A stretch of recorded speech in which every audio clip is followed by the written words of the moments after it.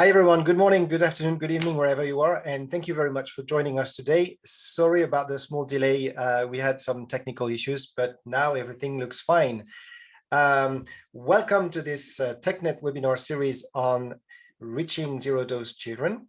This is the very first session, and we're really happy to welcome our guest today. The topic we'll discuss is reaching zero-dose children immunization in fragile conflict-affected settings.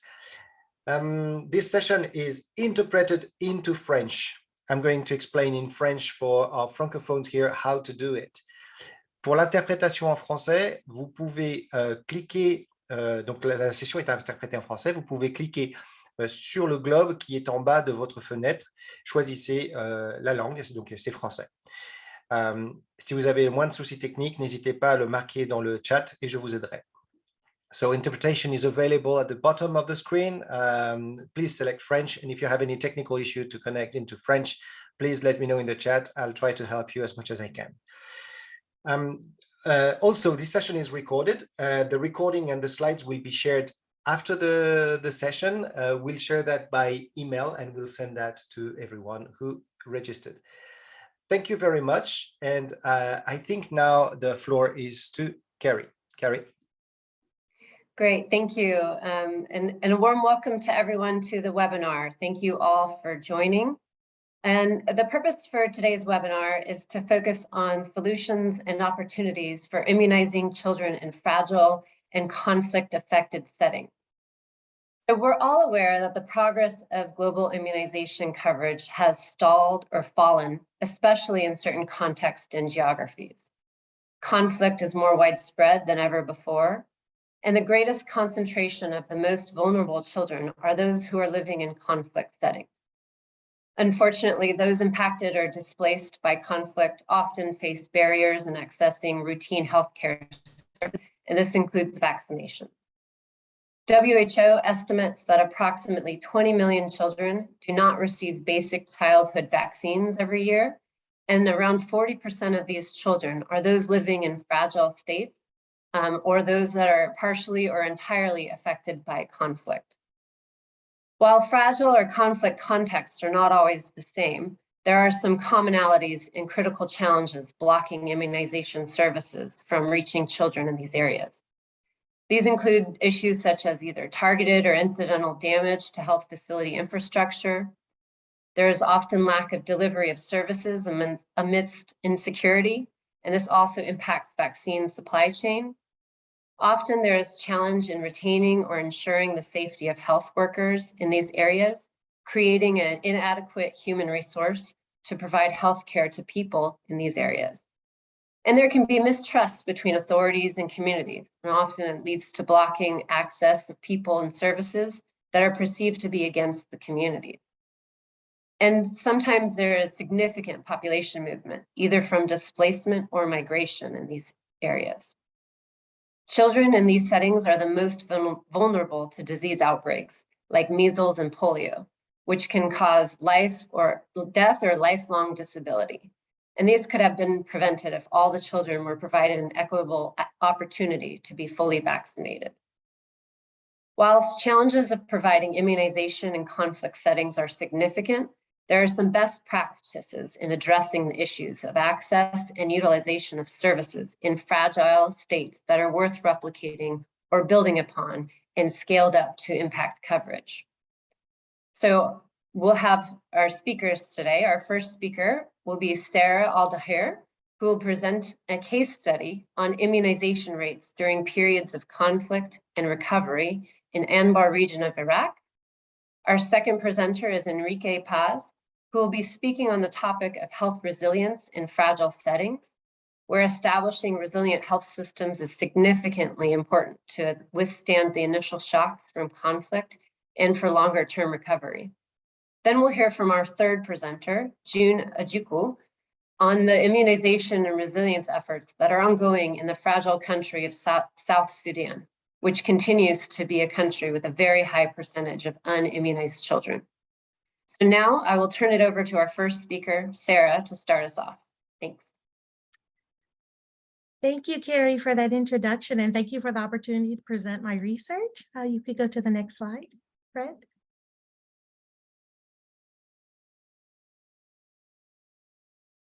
I'm a professor at Xavier University, clinically trained as a pharmacist and research trained as an epidemiologist. And I'm going to be presenting the results of a 2-year study that occurred that covered a 6-year period in Anbar region of Iraq. Next slide, please.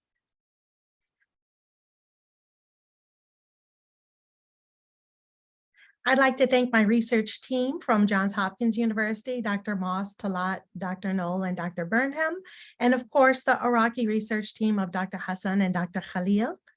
Next slide. This study was conducted. You can go to the next slide, please. Yeah, so this study was conducted to look at what were the predictors of lack of immunization completion by 12 months of age. We used the standard mixed definition of immunization completion of the primary 6 antigens, looking at polio, DTP, as well as measles. And we wanted to look not only at factors that are traditional in the UNICEF mixed coverage data, which looks at demographic variables such as maternal and household variables, but we really honed in on those predictors associated with conflict. We looked at internal displacement, home damage, food insecurity, housing insecurity, and we looked at not only the 6 antigens of the primary immunization schedule, but we also looked at the additional coverage with regards to rotavirus and pneumococcal vaccine. Really, this research was used to inform sustainable intervention strategies, not only for children in the midst of conflict, but also protracted recovery periods. You could go to the next slide. So as a background, we'll go ahead and look at the history of Iraq, which everyone is familiar with. The next slide. So the immunization program, the EPI program in Iraq, was established in 1986 and was extremely successful and extremely robust. But that has subsequently been followed by 30 years of unrest and warfare, as well as invasions. There was a precipitous drop in immunization coverage after the first Gulf War, and that continued under the sanctions that occurred nearly for a decade. There was a time of recovery when the Oil for Food program was reinstituted in Iraq, but that was quickly set back by the second Gulf War, followed by 5 years of sectarian violence. And then there is a 3 to 4 year period in which ISIS invaded and occupied large regions of Iraq, Anbar being one of them. This study actually was started during the 2019 mass protests in Iraq, and we were able to continually to successfully continue this study in the midst of the COVID pandemic. But what we're going to be focusing on is all those experiences prior to the COVID pandemic. Next slide.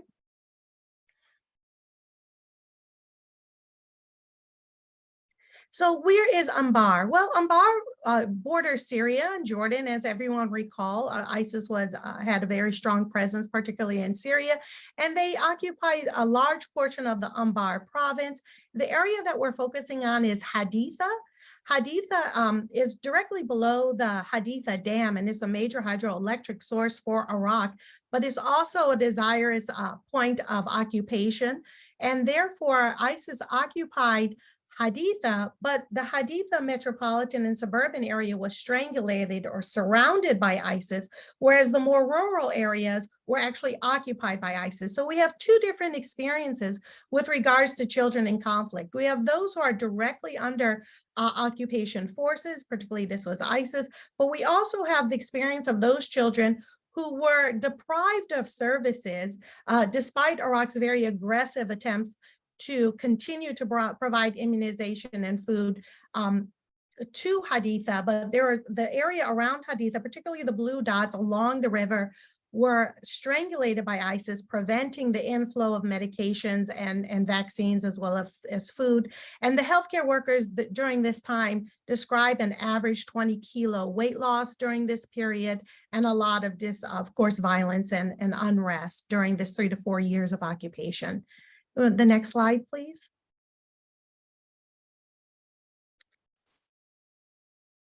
So what information did we have before going into the study? Well, we looked at mixed coverage, and we looked, of course, at the joint reporting format.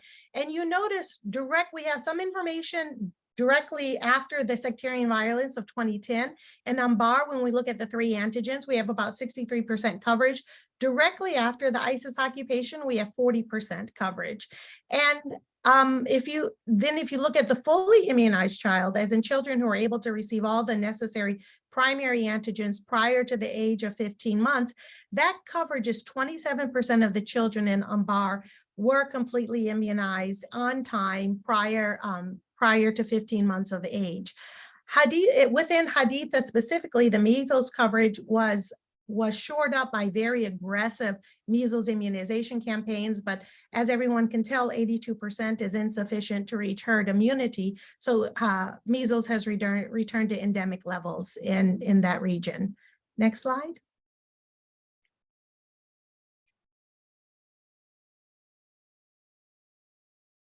So if we look at the next slide,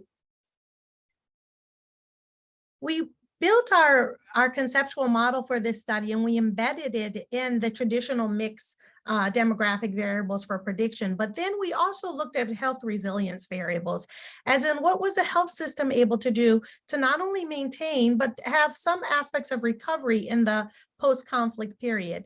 And then we also looked at the experience of conflict specifically. So if we could go to the next slide. So our study population, next slide. Iraq has a very robust birth registry, and the birth doses are given in conjunction with the birth certificate, and they have excellent birth registration information. And within the Haditha Ministry of Health and the District of Health records, they also keep in parallel to the birth registry a list of children that we would call lost to clinical follow-up. These are children at any time between in the 6-year immunization schedule that fell out of the immunization schedule and then did not return to the schedule. So we have about 16 to 17,000 children that are registered in this schedule, and total there's 4,000 children who are termed the mutasarribin, or children who are lost to clinical follow-up. Now, these are not just children who fell out in the 1-year schedule. They could have fallen out all the way up through the 6-year schedule. Next slide. So from this list, you can go to the next slide. From the mutasarribin list, it includes all those individuals who are not only surrounded by ISIS, such as like occurred in Fallujah and Ramadi, it also has those children that were occupied by ISIS. So the children from the 2014 to 2017 cohort are the conflict children, but we also compared them to the children that were born in the 2018 to 2020 cohort, who are the post-conflict children. At that time, 3 of the PHCs were only 50% functional as of 2019. You could go to the next slide. So how did we sample? We took this list and we randomly sampled 450 households, and we only chose 1 child per household to get their immunization information from. It represented about 1,450 children total. We, of course, followed all COVID-19 health protocols, and we coupled our study with outreach for catching children up on the immunization schedule. So here we have Mr. Mohammed providing immunizations while doing the study. Next slide. You could go to the next slide, please. Okay, so we use a chi-square analysis. We also looked to see what were the most significant predictors, but we also wanted to see, when did these children fall out of the immunization schedule? Was it 2, 4, 6, or 12 months? So next slide, please.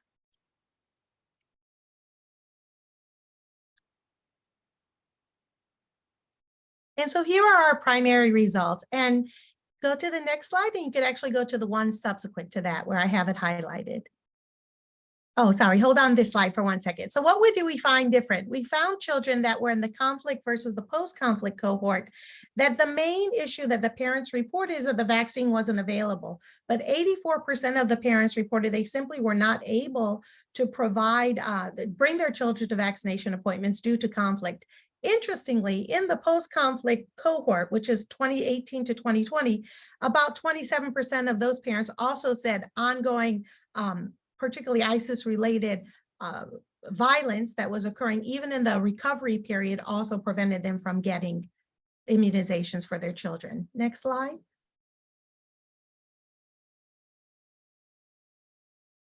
What was their experience? 28% were displaced, 66% were surrounded versus occupied by ISIS, and nearly 80% said difficulty across the board for food and healthcare access. We go to the next slide.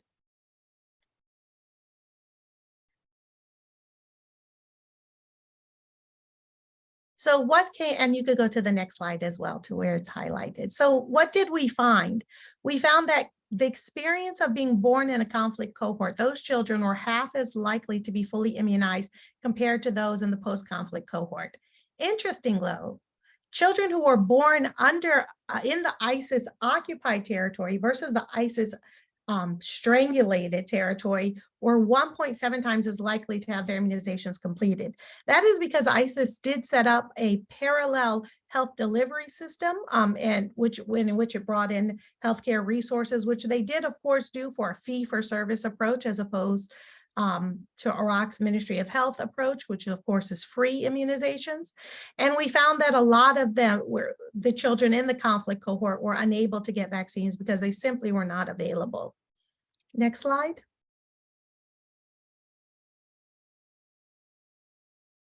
When did the children fall out? Well, half of the children fell out after the birth dose. So these are children who were born between 2014 and 2017, and they were gone from the immunization schedule anywhere between 3 to 5 years, and they did not re-enter the immunization schedule. You could go to the next slide. And it wasn't simply the primary antigens, it was also rotavirus, so 75% were missing, and the pneumococcal vaccine, 92% were missing. MMR, 30% reported being missing versus 45%. That is largely due to home-based aggressive campaigns on the part of the District of Health. The next slide, please.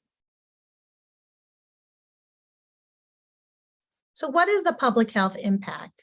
The next slide. So if we do some modeling, we find and we extrapolate it to all the children in the Haditha district, which represents around 23,000 children. We have 13% were under immunized, 10% would be, according to Gavi, under immunized missing DTP3, and 3% would be defined as zero-dose children. Nearly 800 children would be defined as zero-dose children. A small percent, 44%, are true zero-dose, as in they were actually missing their birth doses as well. Next slide, please.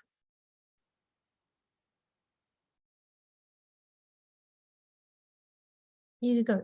So what we're hoping, even though Iraq, and if you look at the national trend information, that there's been wonderful improvements in childhood mortality since 2006, but within an area with as many resources that Iraq has had, not only due to persistent and continuous conflict, but there's pockets of children that are vulnerable throughout the recovery districts. And these children continue to be vulnerable. And even though 3 years had elapsed, the health infrastructure had not been able to recover sufficiently to reach these children and reintroduce them into the healthcare system, with lack of vaccines being the primary reason. One of the limitations of this study is that we did have to conduct most of it during the COVID pandemic. And next slide. I want to thank Xavier University for their support, as well as, of course, a lot of this was done under the excellent work that UNICEF has already been conducting, and the mentorship from Johns Hopkins University. Funding was from Gulf Medical Relief Fund. Thank you for this opportunity to present these results and engage in the discussion to help not only children in conflict, but even those in the post-conflict period to re-enter their immunization schedules. Thank you so much, Sarah. I really appreciate your presentation, and we'll go to Enrique next and have questions and discussion at the end of all of the presenters. Thanks. Yes, good morning, everyone. Thank you for the introductions. Our presentation today is about immunization resilience in fragile settings, the Momentum Integrated Health Resilience MIHR USAID approach. Is presented by myself and Isabel Bremo, our regional resilient advisor. Next.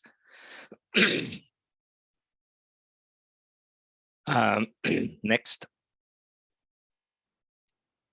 This award from USAID is part of a suite of awards from 2020 to 2025, and it has 6 awards. The one that we've been talking today will be about integrated health resilience, improving MNCH nutrition, family planning, reproductive health in fragile and conflict-affected settings, as not a vertical program, but an integrated approach that we want to discuss. There are other suite of awards doing global leadership with other partners, routine immunization, knowledge accelerator, private health, etc.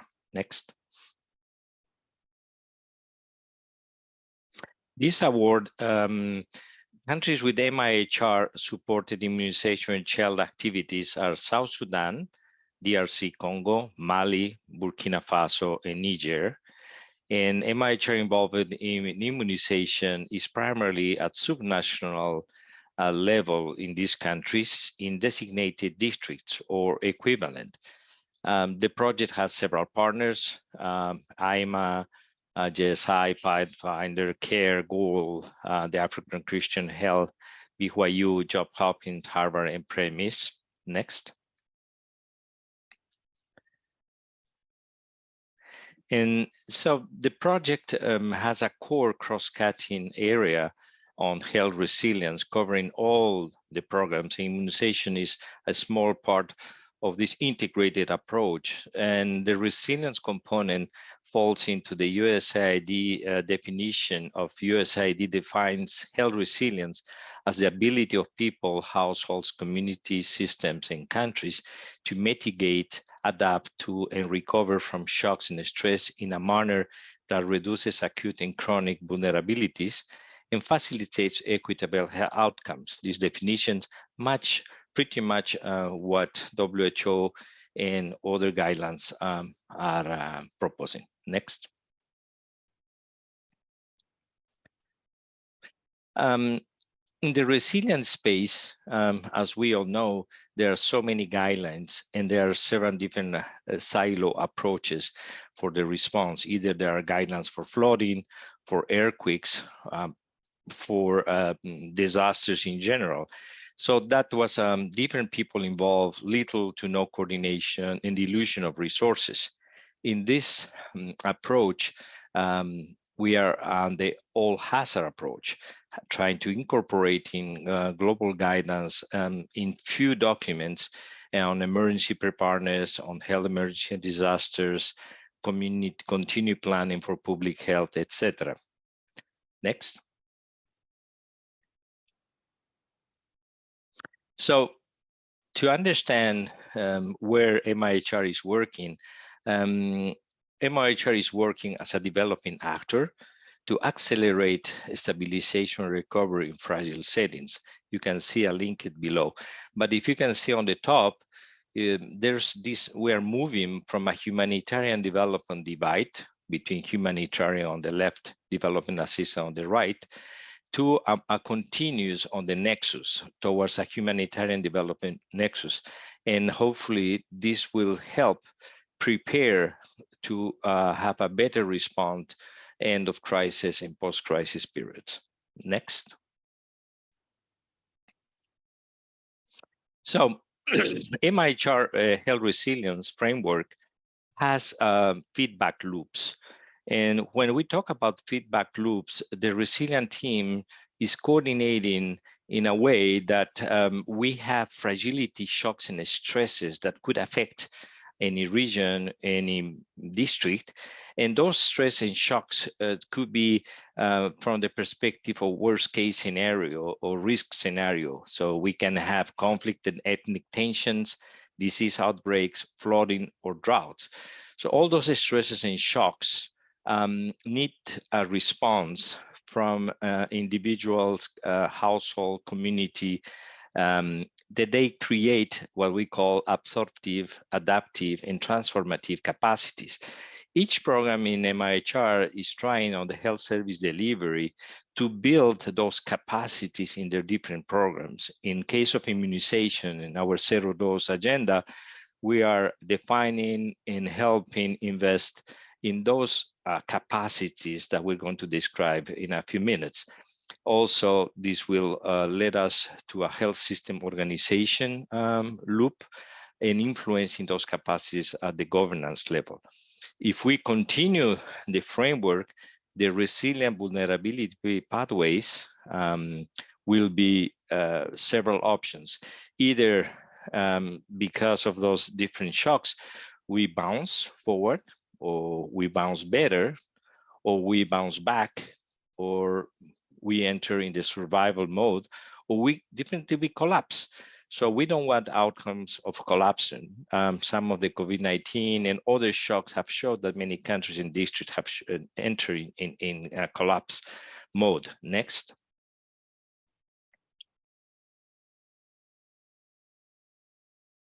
Next. Next. Yes. In this one, what we're trying to say is that we have a very active working group. MIHR is active in the Immunization Agenda 2030 Technical Working Group, notably in the SP5 group, and linking with health system resilient initiatives. We are active members of the group with WHO guidance, for example, on health system resilience toolkits. We have UNICEF core commitments for children, the SAGE guidance relatively in month of April, where we define what is need to be done to recovery from COVID-19.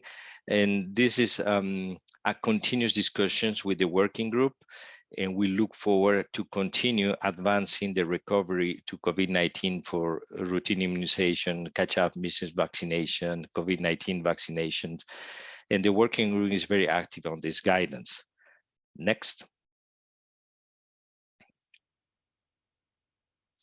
So the resilient capacities are defined in 3 periods. Next. Next. The first is ensuring relative stability during crisis. Back, one back, please. Yeah, so here what we're saying that those capacities that we describe are categorized in 3 in the humanitarian development nexus. The first one is to ensuring relative stability during the crisis. We call absorptive capacities. The other one is making incremental changes toward greater flexibility. That's what we call adaptive capacities, and making structural changes toward transformation of the system.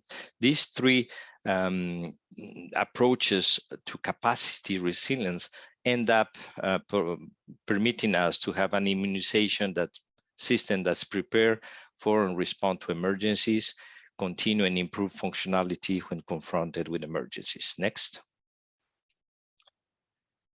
So MIHR has designed an approach to reaching zero-dose children in the humanitarian developing nexus, from humanitarian to development. In the left, you can see the definition in its work in progress to define what are these immunization activities that could be absorptive, could be adaptive, or could be transformative. One example would be an absorptive capacities, all the work we are doing on micro-planning for shock and stress. An example for adaptive capacity will be healthcare workers and facilities prepare and equip in fragile context. An example of transformative capacity will be the immunization is part of established national and subnational health emergency preparedness structures like clusters response. So in this space of resilience and primary response, we are devoting substantial energy. On the service delivery side of the vaccine delivery, we have 3 pillars. That's one is the subnational health system strengthening resilience.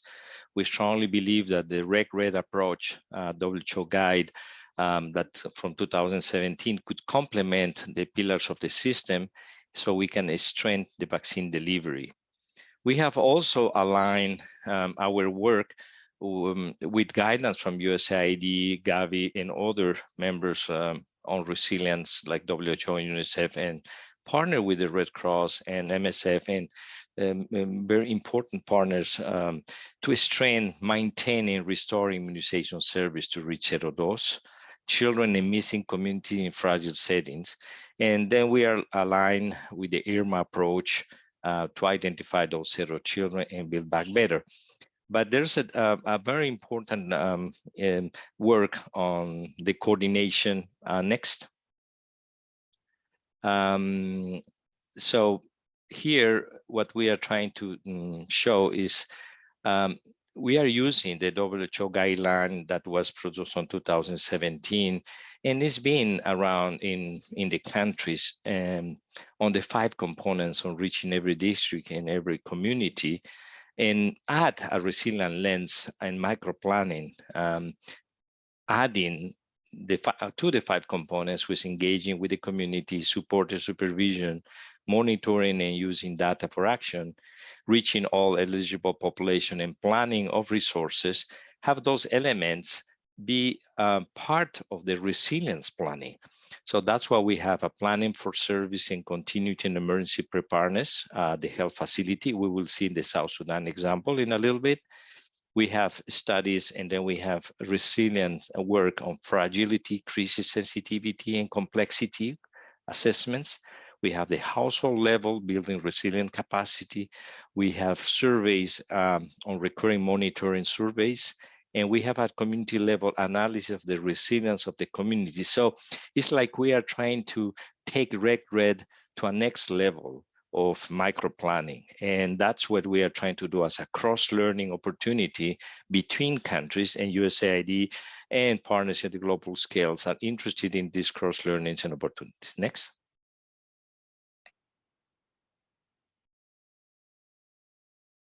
So the way forward to conclude is that MIHR thinks that leaving no one behind.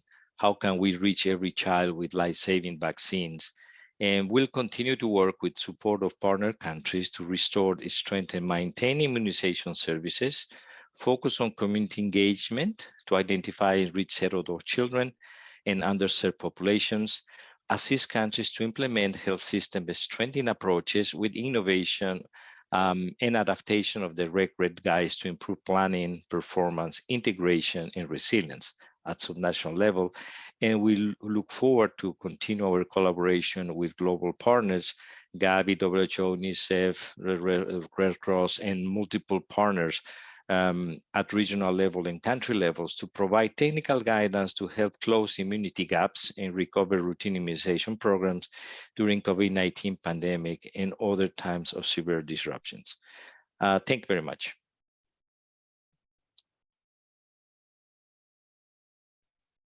Great, thank you so much, Enrique, for your presentation. Our third presenter will be June, and so we can hold our questions and discussions until the end. Thank you. June, please go ahead. Thank you for the opportunity. I'm Juno Yuku, Community Service Delivery Advisor for Momentum, based in Juba, South Sudan. Next slide.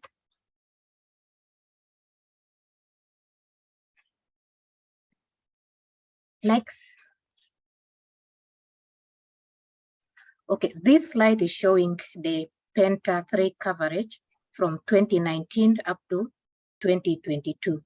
So as you can see from 2019, the red color in which showing the coverage is less than 50%. It's more all over the country, like most counties in South Sudan were almost at the red color. Then when we move to 2020, it's changed a little bit. So some counties which are in red changed to yellow. Then the green start to expand. Like in 2021, now the green is like overtaking all the counties, meaning the coverage is going better than when we are in 2019. So comparing to 2022, the map for 2022, it's only up to July, not even up to August like the other maps.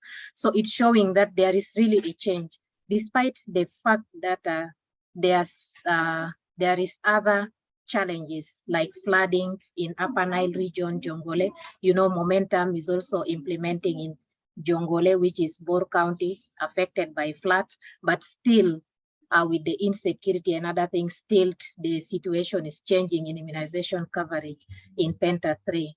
Yeah, next.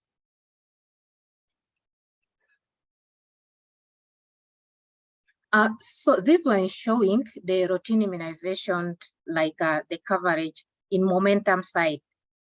When momentum starts, the first one is showing like from June to September 2021, when we have used a different approach of selecting the community health workers. So then in August, it's like the selection criteria that we use is not the community selection criteria for the government. So we dissolve the community health workers and we start like the community leaders to select the BOMA health workers that will work at the community level. So that's why in this graph, there is a gap from August to September. When we start the new selection of the BOMA health workers, there are actually no data coming from the community level because we dissolve all the community health workers that we have and we start recruiting the new BOMA health workers as the government system allow us to do so. Then in October, we started like getting the data. And as you can see in 2022, the administrative data for BOMA health workers for momentum site, it really peaks well from there up to now. They do refer children. They look for zero-dose children. They refer to the facility with the integration of other services as well. Next.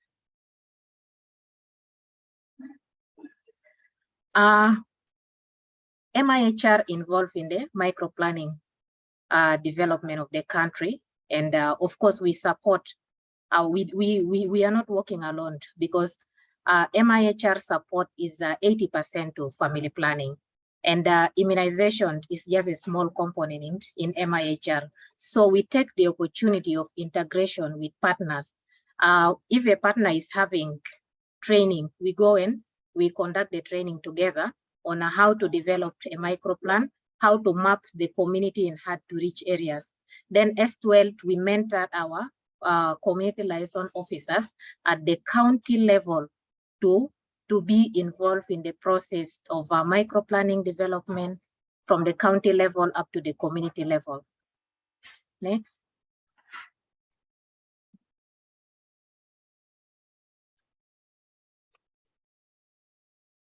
So in our counties, from counties facilities to community level, we do integrated outreach. We discuss with the National Ministry of Health and State Ministry of Health because MIHR has fund for outreach. So how can we support immunization with that fund? Of course, we have funding for hiring vehicle to take the team from the facility beyond 5 kilometers from the facility for the outreach to get people who are in the hard-to-reach areas. So what we do, we bring together the immunization team. We go together with them so that while we are conducting the other service for MNCH, we cannot leave out the immunization service and as well the reproductive health services. So we go together with the immunization team. Our BOMA health workers as well do the defaulter tracing at the community level. So once they get the child who is defaulted, they will refer to the health facility with the referral card and the immunization card for the child to complete the immunization. They do registration of the children, as well they do follow-up. So how will they do the follow-up of the children that due for immunization? There is something called a family folder for BOMA health workers. So once they are registered, they are registering all the households that are like one BOMA health worker covers 45 households. So one BOMA health worker will have this 45 family folder that he registered all the 45 households.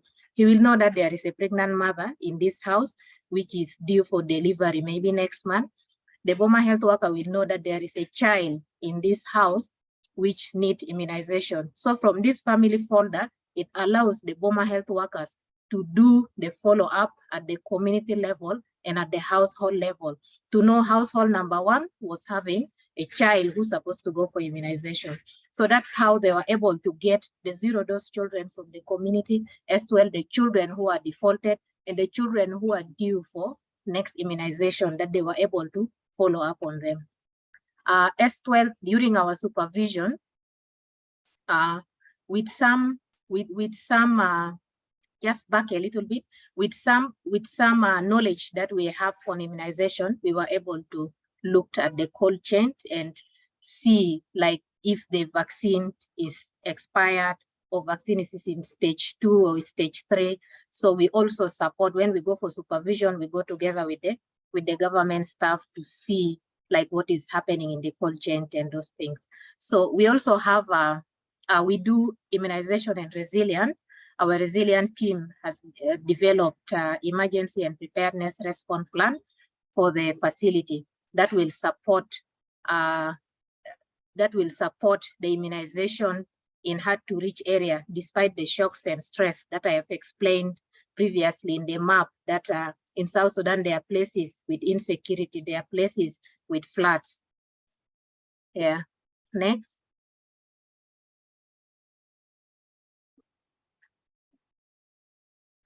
So immunization, we also do integration of immunization and other services of family planning, reproductive health, and MNCH. At the community level, once a Boma health worker did a counseling to couple, they refer the couple for postnatal care.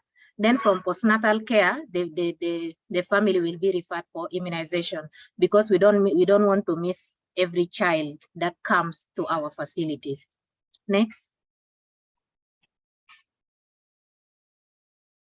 This is one of our success story in Yambio PHCC, where a husband come with the wife who has delivered. They came for postnatal care. Then after we did some counseling, we find out that the child did not get BCG, and this is their first postnatal visit to the health facility. So we are able to escort them to the immunization service where they get, where the child get immunization. Next.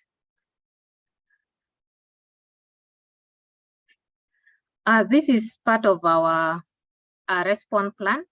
Of course, the objective for the emergency and preparedness plan were divided into 3: the short term, the mid term, and the long term.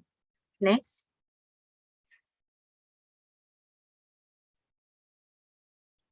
So during the process of developing this emergency and response plan, so we involve team from the county level. We bring all the county team to do this, to develop this emergency and response plan for South Sudan that will help in emergency and response during shocks and stress. Next. So this is just the plant, the next plant, what we will do. So I think this is all from my side. Thank you.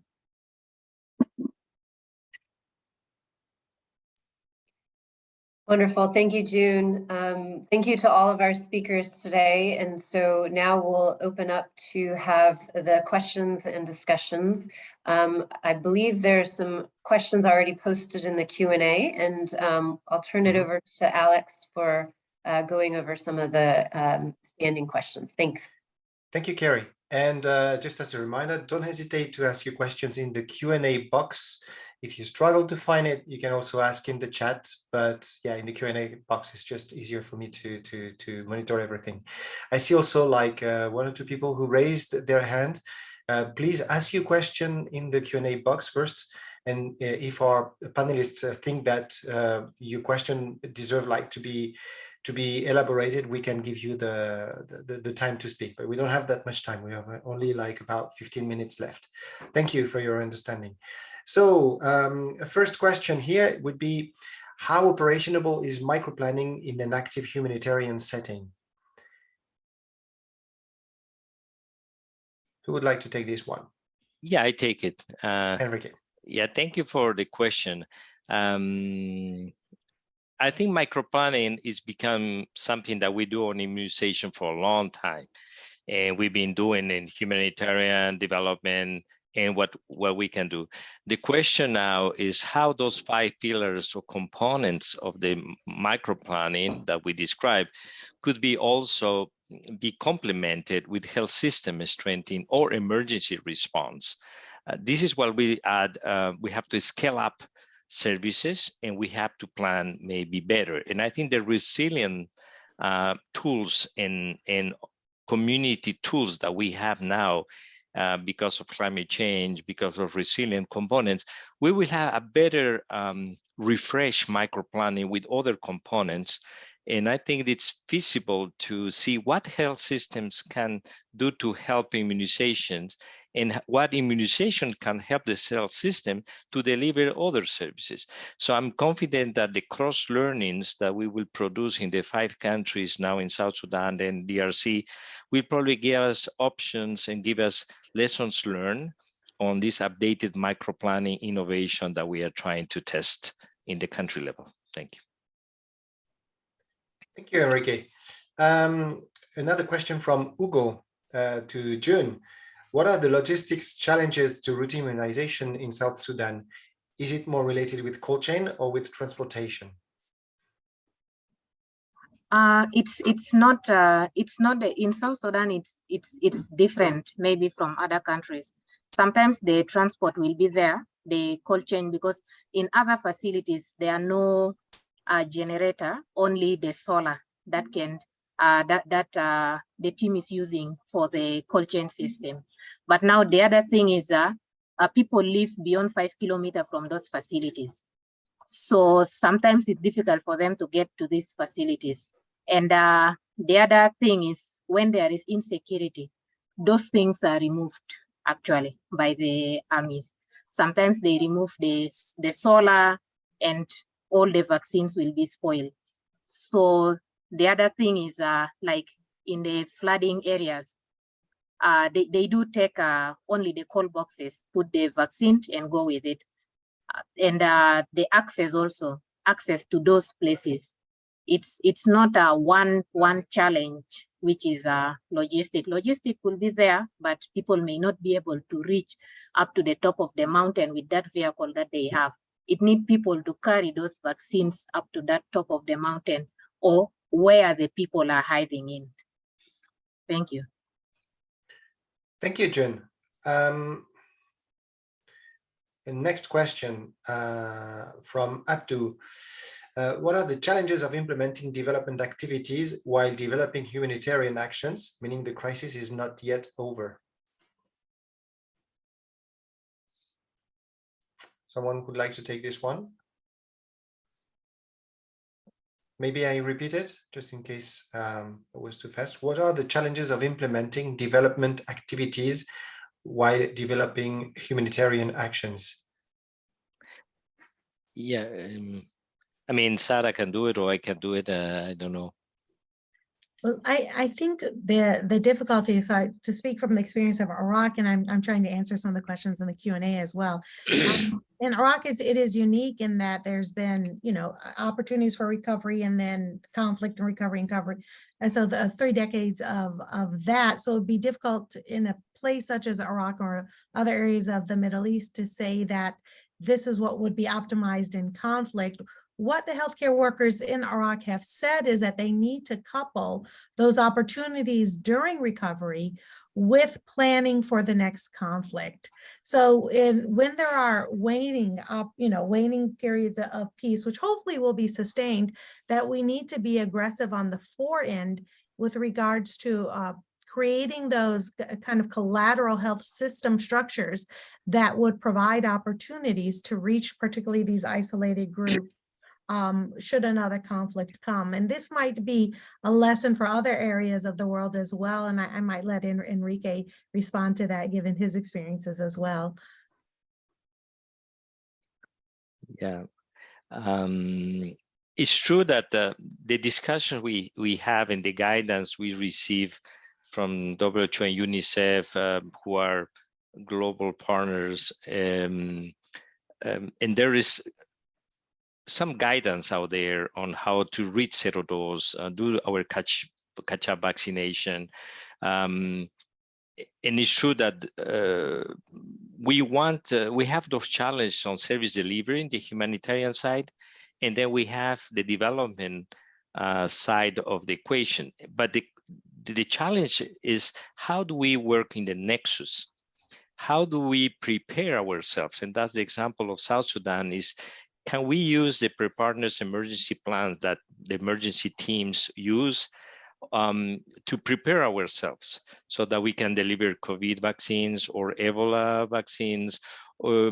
This preparation requires resources, planning, and this is what we are trying to do. And this is what UNICEF with rich experience in the ground, in MSF and Red Cross, in IDPs, tracking people, all these elements need to be put in the micro planning, but need to be a micro planning that should be upgraded. Either we are thinking about tracking children with GIS mapping, satellite communications. We are trying to see how we can track those populations and reach those zero-dose children.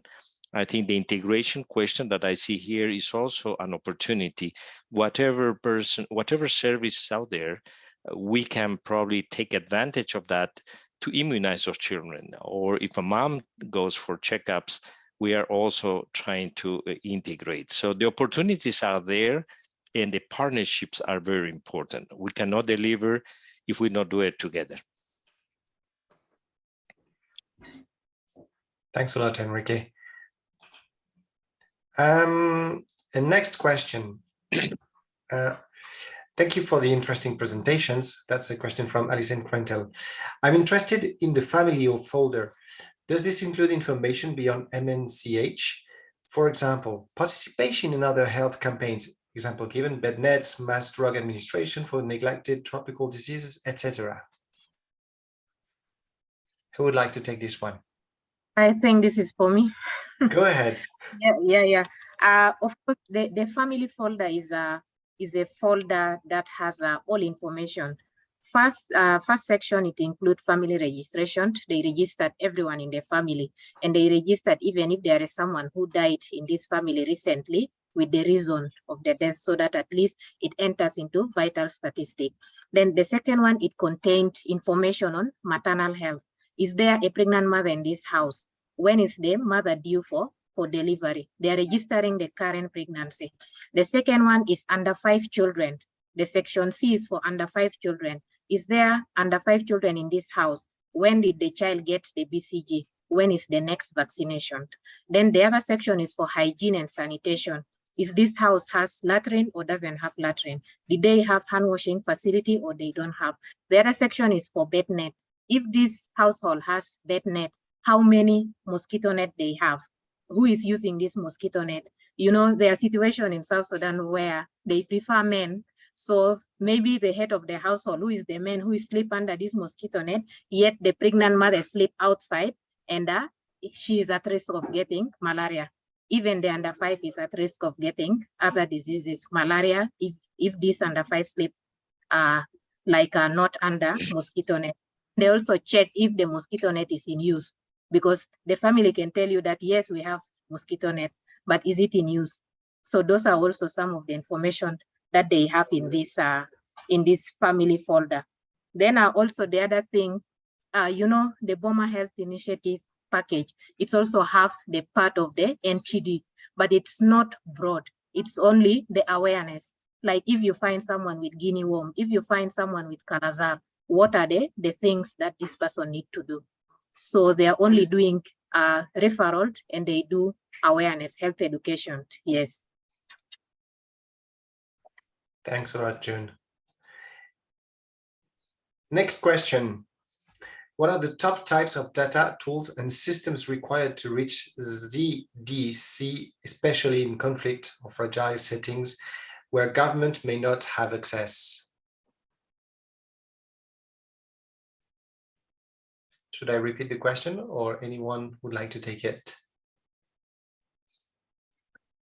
I think, June, you have the experience on the zero dose reaching children that you explained.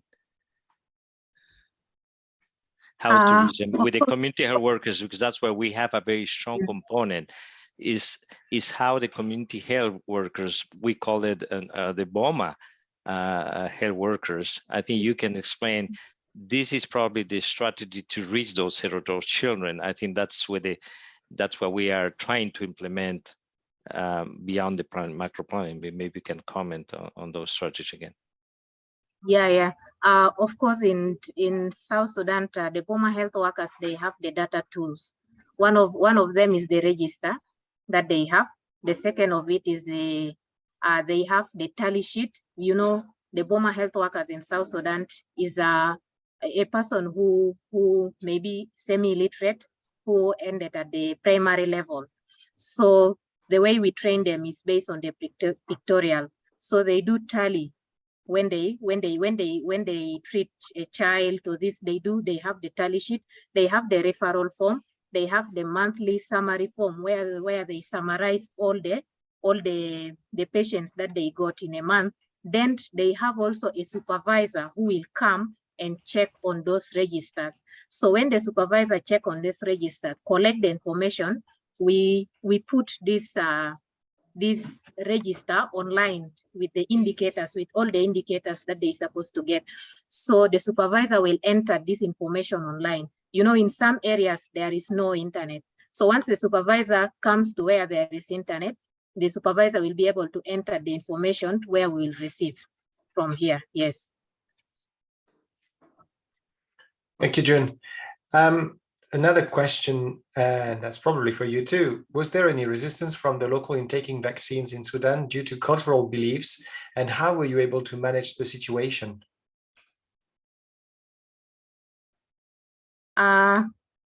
Everywhere there is barrier. Yeah. So of course in South Sudan, we have people believe that their ancestors were not taking those vaccines. Why will we force their children to take the vaccine?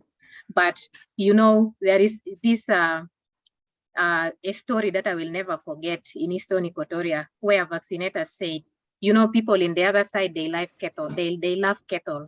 So where the vaccinator said, if you love your daughter to be married with 100 cows, let your daughter be vaccinated so that the daughter will not be crippled. If your daughter is crippled with polio, no one will marry your daughter with this amount of cows. And if you have a child which is a boy, in case this child is not vaccinated and get polio, the child will not be able to look after your cows. So just look into the future and bring your children to be vaccinated so that they will be able to take over and see your wealth. Yes. Thanks a lot.